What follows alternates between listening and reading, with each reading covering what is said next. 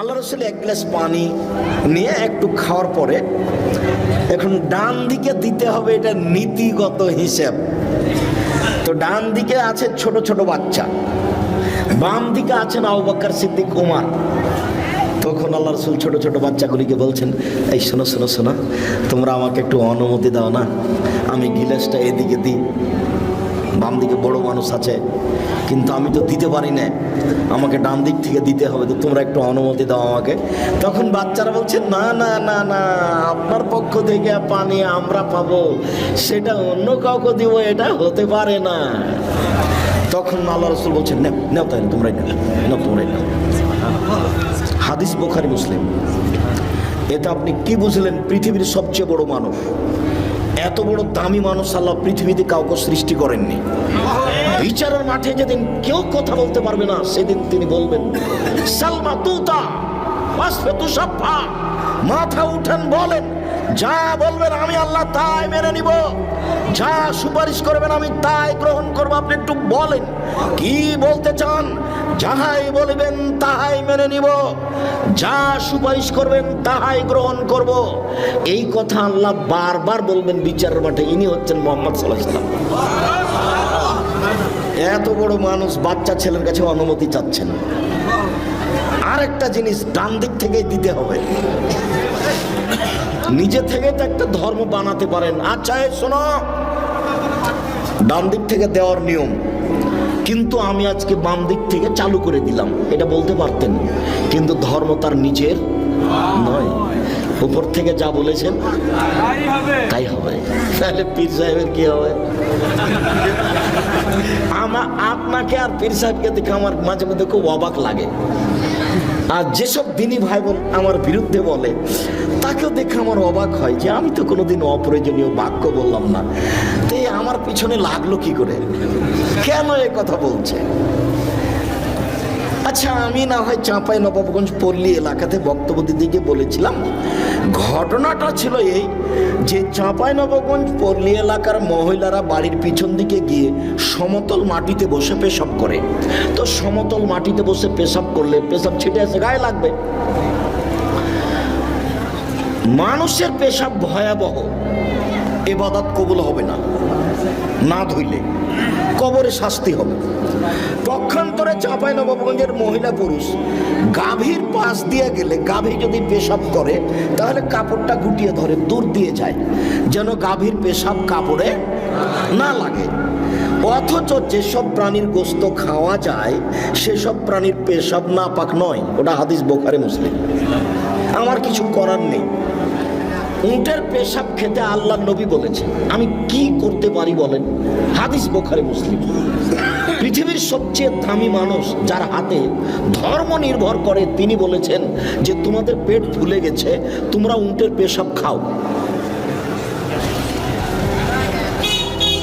যেখানে ছাগল বাঁধা থাকে সেই জায়গাতে তিনি সালাত আদায় করতে বললেন, নামাজ পড়তে বললেন, যে অথচ ছাগলের পেশাব আছে।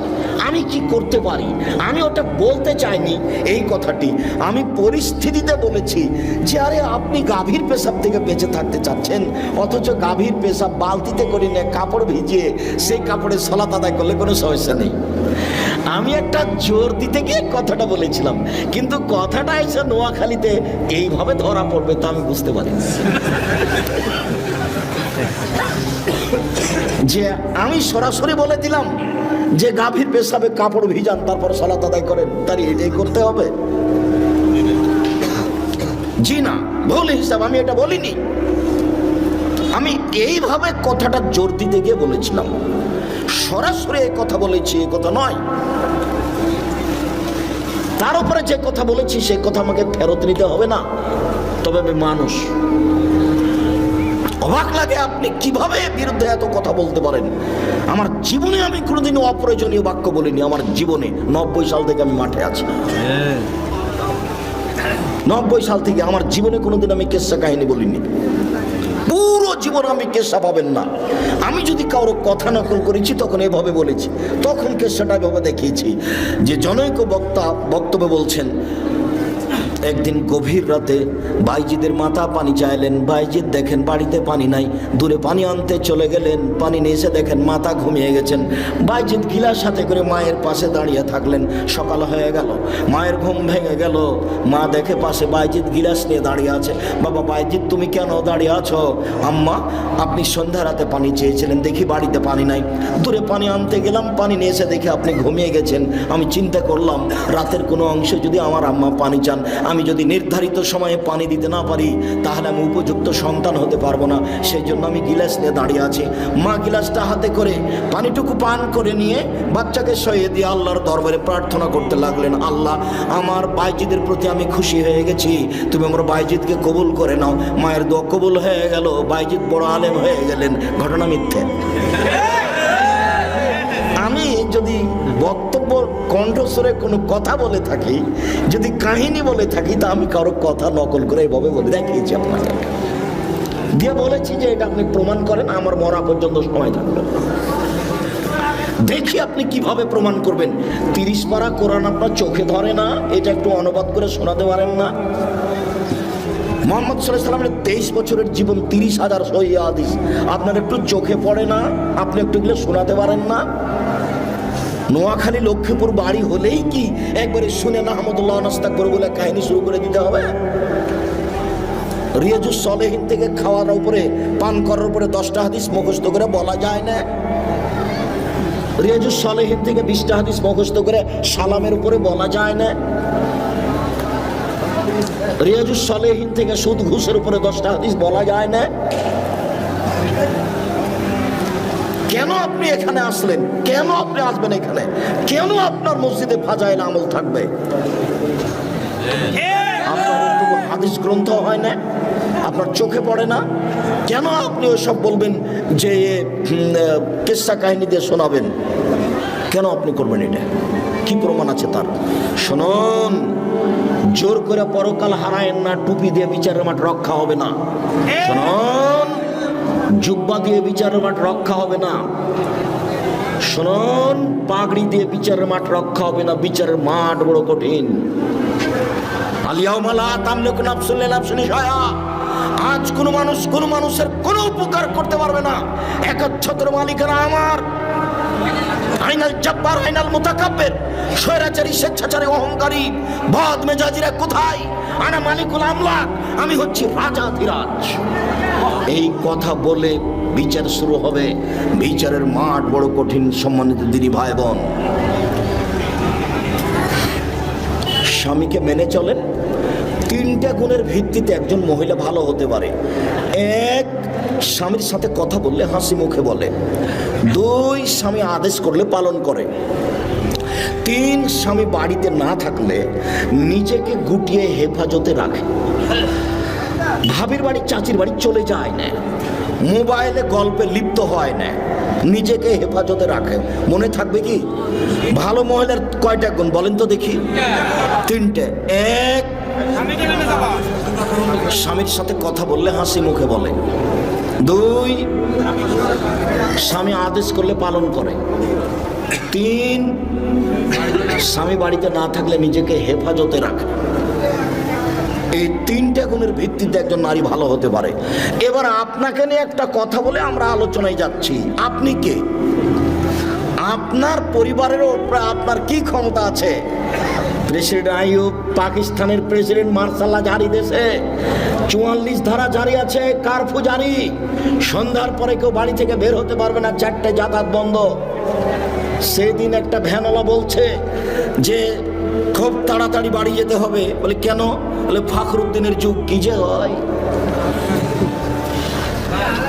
রাজশাহী মেডিকেলে গিয়ে দেখছি যে মেডিকেল একটা কলার ছালও নাই, মানুষও নাই। আমার নিজের কথা বলছি, নিজের চোখের দেখা কথা। আর ভ্যান চালকের কথা আমি নিজে নকল করছি। তার নাম ক্ষমতা। আপনি হচ্ছেন এই বাড়ির মালিক। এই বাড়িতে 44 ধারা জারি থাকবে আপনার পক্ষ থেকে।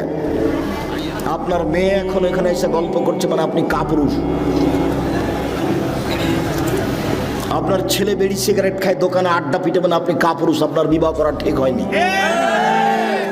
আপনার ছেলে জন্ম দেওয়া ঠিক হয়নি, পুরুষ মানে ক্ষমতাধর, এই বাড়িতে তার ক্ষমতা চলবে, যা বলবে তাই হবে, তার নাম ক্ষমতা। এই বাড়িতে কার পূজারি থাকবে, তার নাম বাপ। এ কথা আমি বলিনি, বাড়ির পূর্ণ নিয়ম। আল্লাহ রাসূল এক গ্লাস পানি নিয়ে একটু খাওয়ার পরে এখন ডান দিকে দিতে হবে, এটা নীতিগত হিসেব। তো ডান দিকে আছে ছোট ছোট বাচ্চা, বাম দিকে আছেন আবু বকর সিদ্দিক, ওমর। তখন আল্লাহ রাসূল ছোট ছোট বাচ্চাগুলিকে বলছেন, এই শোনো শোনো শোনো, তোমরা আমাকে একটু অনুমতি দাও না, আমি গিলাসটা এদিকে দিই। বাম দিকে বড় মানুষ আছে, কিন্তু আমি তো দিতে পারি না, আমাকে ডান দিক থেকে দিতে হবে, তো তোমরা একটু অনুমতি দাও আমাকে। তখন বাচ্চারা বলছে, না না না না, আপনার পক্ষ থেকে পানি আমরা পাবো, সেটা অন্য কাউকে দিব, এটা হতে পারে না। তখন আল্লাহ রাসূল বলছেন, নাও তাহলে তোমরাই নাও, তোমরাই নাও। হাদিস বুখারী মুসলিম।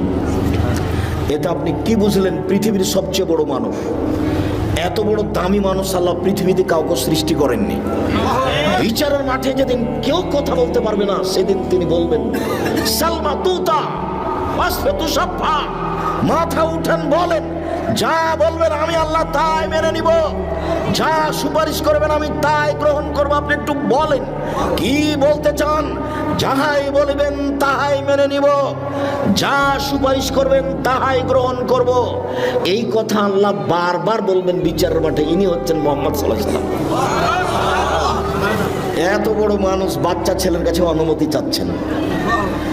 আরেকটা জিনিস, ডান দিক থেকেই দিতে হবে। নিজে থেকে তো একটা ধর্ম বানাতে পারেন, আচ্ছা শোনো, ডান দিক থেকে দেওয়ার নিয়ম, কিন্তু আমি আজকে বাম দিক থেকে চালু করে দিলাম, এটা বলতে পারতেন, কিন্তু ধর্ম তার নিজের নয়, উপর থেকে যা বলেছেন তাই হবে। তাহলে পীর সাহেবের কি হবে? আপনাকে আর পীর সাহেবকে দেখে আমার মাঝে মধ্যে খুব অবাক লাগে। আর যেসব দিনী ভাই বোন আমার বিরুদ্ধে বলে, তাকেও দেখে আমার অবাক হয় যে আমি তো কোনোদিন অপ্রয়োজনীয় বাক্য বললাম না, তো আমার পিছনে লাগলো কি করে, কেন এ কথা বলছে?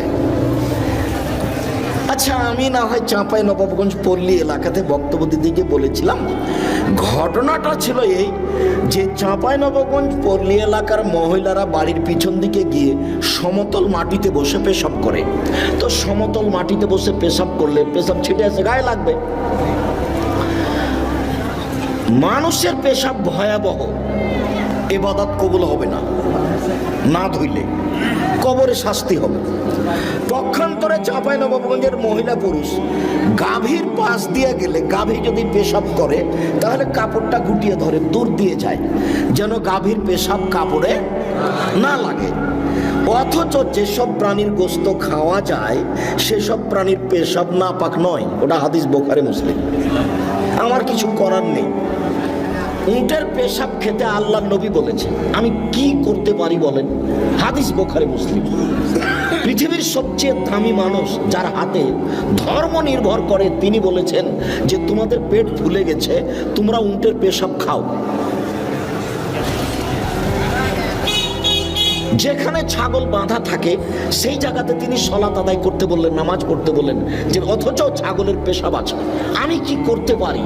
আমি ওটা বলতে চাইনি এই কথাটি, আমি পরিস্থিতিতে বলেছি যে আরে আপনি গাভীর পেশাব থেকে বেঁচে থাকতে চাচ্ছেন, অথচ গাভীর পেশাব বালতিতে করে নিয়ে কাপড় ভিজিয়ে সেই কাপড়ে সালাত আদায় করলে কোনো সমস্যা নেই। আমি একটা জোর দিতে গিয়ে কথাটা বলেছিলাম, কিন্তু কথাটা এসে নোয়াখালীতে এইভাবে ধরা পড়বে তা আমি বুঝতে পারি। যে আমি সরাসরি বলে দিলাম যে গাভীর পেশাবে কাপড় ভিজান তারপর সালাত আদায় করেন, তার এটাই করতে হবে? জি না, ভুল হিসাব, আমি এটা বলিনি। আমি এইভাবে কথাটা জোর দিতে গিয়ে বলেছিলাম, সরাসরি এই কথা বলেছি এই কথা নয়।